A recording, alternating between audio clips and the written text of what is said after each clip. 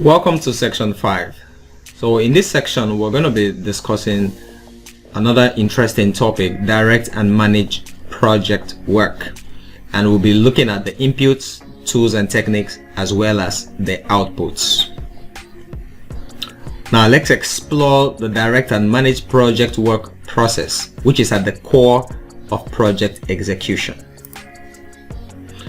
We'll break it down into its inputs, tools and techniques and outputs. Now let's start with the inputs.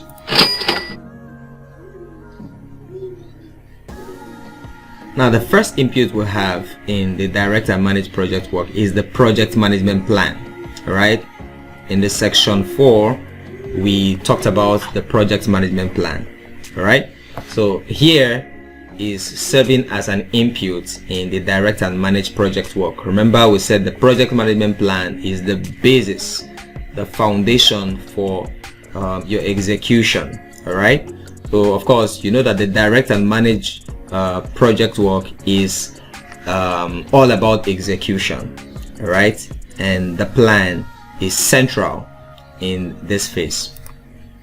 The project management plan developed in the previous phase serves as the guiding document for the project execution. Okay, so we already established that.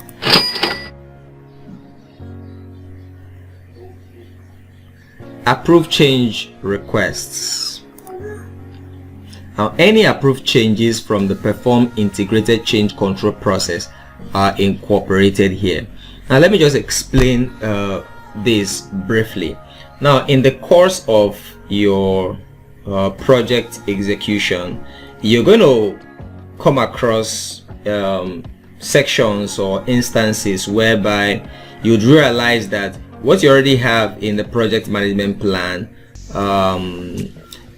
probably may not have been well thought through at one point or the other. All right, of course, you know, during the planning phase, you make a lot of assumptions, right? A lot of extrapolations. Do you understand? And of course, when the rubber hits the road, you realize that, and the way you actually thought it was not exactly how it is. There could be some, you know, discrepancies from the ideal, all right, to the real. Do you understand?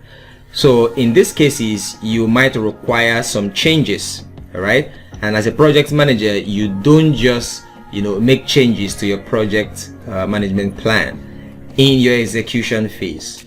All right, you have to do what we call change requests.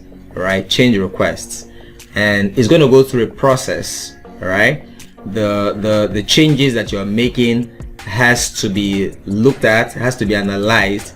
Anyway, it also depends on the size of the project, and also if you have a PMO, a project management organization, all right, and you have an organized team that works at the PMO, so they're going to have to look at the change you're trying to make and the extent of its impact on every aspect of the project, especially the budget.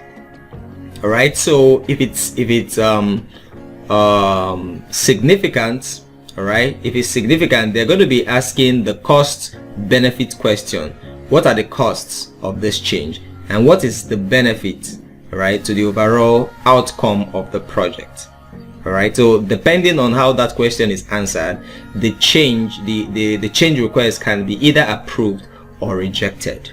All right, so for this case now, we're talking about approved change requests. So those change requests that have been approved, they now serve as an input in the execution phase. All right, so you now bring them in when you are executing. Okay, so that's simply what this is all about. So next is the enterprise environmental factors. Now, EFs such as marketplace conditions, organizational culture, industry standards influence how the work is executed, right? So we already talked about this. Now, it's obvious that the EEFs almost always comes as an input in every of the processes that we have been going through. So you can see it is ubiquitous. All right, and that's why this factor is very important. The enterprise environmental factor, it follows you everywhere as a project manager. Things like marketplace conditions, organizational culture, the industry standards, government policies. All right, those factors within the micro and the macro environment of your project organization. So it almost always comes as an input, all right, in every aspect of your project life cycle. Okay. The next is organizational process assets. We've also seen this come as inputs several times as well. The OPA provides guidelines, templates, and historical data that influence the execution of project work. Now, this is very important. Why? Because as a project manager, it even makes your work easier, all right? You don't necessarily have to reinvent the wheel in everything that you are doing. I mean, project management is hard enough. Why would you want to make it harder for yourself when you can, apply the easy route? All right, you already have guidelines, you already have data. In some organizations, depending on how long they've been into project management, you have copious amounts of data that you cannot even exhaust in a lifetime. All right, you may not even be able to go through a quarter of them in a whole year. So you could take advantage of these materials. All right, historical data template, look into them, to be able to get information that you can apply to your current project work and make your work easier. Okay, so let's look at the tools and techniques that we use in the director managed project work.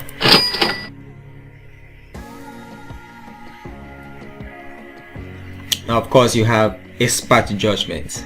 Now, this is almost like a no-brainer, okay, because of course you cannot make conclusions or draw conclusions as a project manager all by yourself.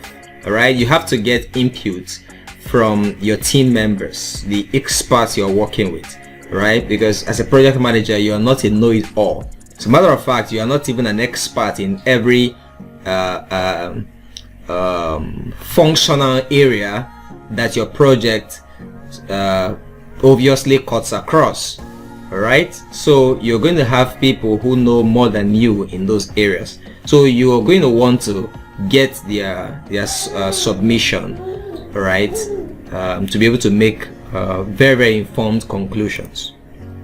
Now, inputs from subject matter experts and experienced project managers help in decision making and issue resolution. Now, this is very important. Sometimes you're going to have issues, okay, among team members, especially when it comes to variety of options that you need to explore, and then there is the question of which option to go with.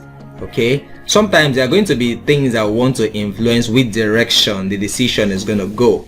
Okay, sometimes we'll call that halo effect. It's going to be based on, maybe you're going to be looking at certain factors, all right, which we may not be able to go into now. But the point is that hearing from everyone, okay, and having been able to discuss with everyone will be able to at least give you a broad perspective to be able to resolve such issues, any kind of issue at all, as far as your project is concerned.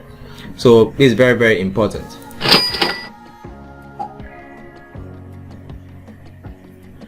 So next is project management information system. PMIS tools help with tracking and managing project work, including schedules, costs, and performance data. So when we talk about project management information system, or PMIS for short, these are actually tools, all right, different types of tools that you use to manage project work, all right, including the schedules, the cost and performance data. All right, I'll be introducing some of them to us much later in the course, towards the end. Okay, so but it's very important for us to understand that we have what we call project management information tools, and there are quite many of them. But the one that is most common and that most project managers use is Microsoft, and then of course we have Primavera, okay, for managing project work.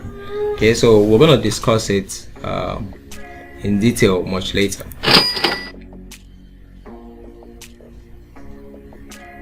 The next is meetings. Regular project meetings are essential for communication, coordination, and issue regulation. Of course, this one is a no-brainer. Okay, just like we talked about facilitated workshops. Okay, so the same thing with meetings. You have to meet with your stakeholders, your team members, okay, for communication, coordination, and of course to resolve any issue that may arise during the life cycle of the project. So let's talk about the outputs in the direct and managed project work. Okay, we have the deliverables. So these are unique products, results, or capabilities created as part of the project work. Okay, so deliverables should align with project requirements and quality standard.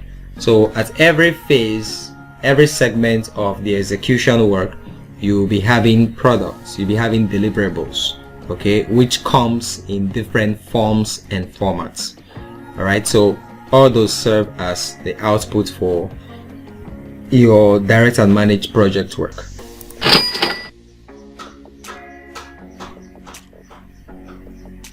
So you also have work performance data. Okay, the data on project performance is collected during execution.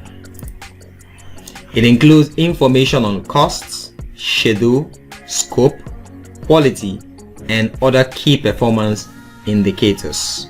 Right, so as the execution work is going on, of course you're going to have to be collecting data on how the project is performing, all right, across board, with regards to the cost, with regards to the schedule, all right, how long it takes to complete each of the activity, all right, whether it's in tandem with the time that is actually allocated for it in the project management plan, all right, or information regarding the scope, the quality, all right, is it meeting with the standard, okay, and then of course other indicators that you already have in the project charter.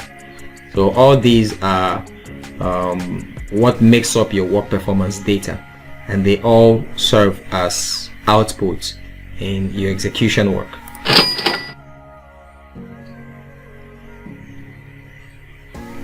And of course you have change requests as well. So of course, as you will expect, as the project execution is going on, like I've mentioned before, you're going to come across certain alterations, or do I say discrepancies between the ideal and what is obtainable in real life. Okay, so of course at those particular points you're going to have to make changes. So that's where change requests will come in. Okay, so moving on. Now, what are the key takeaways from this section? Firstly, the direct and managed project work process involves executing the work defined in the project management plan. So the plan serves as the input for the execution. And then it requires close monitoring of project performance data and proactive management of changes. Okay, so as you're going about executing the plan, you're going to have data, all right, you're going to have to record your project performance along the way. And then of course you're going to have to be open to changes or the need for changes, and then be proactive about making and managing those changes as you go along in the project. Okay, so that's it for this section. I'll see you in the next section. Cheers.